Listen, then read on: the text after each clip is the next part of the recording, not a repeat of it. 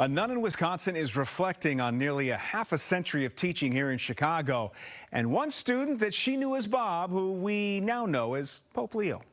I was overwhelmed by an emotion I can't even describe. I mean, it didn't seem real. That's how Sister Diane Brigant describes the moment she and the world learned the man she's known as Robert Bob Prevost was introduced as Pope Leo XIV. I taught the Pope how to understand the Bible.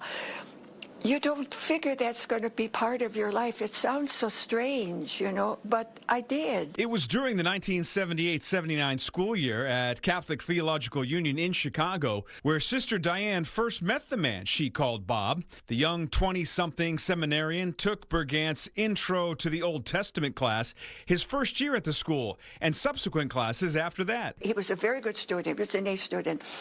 And he was always on time.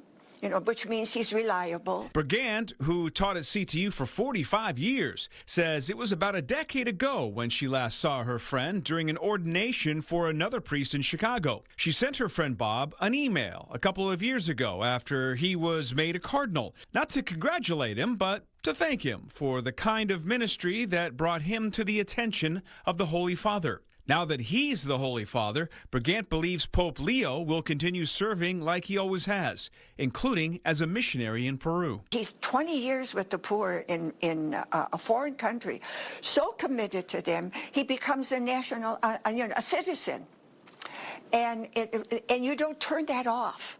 First of all, it's got to be there for you to stay there for 20 years. So he's got that kind of a commitment. And that he names himself after Leo XIII, who was the champion of the working class. Well, he's the first American to be elected pope. Brigant says Pope Leo is fair and he will not show any favoritism to his home country because he understands the real reason for his latest mission. His responsibility is bigger than the United States. Maybe in his heart, that's his country. But he realizes his heart's got to be bigger.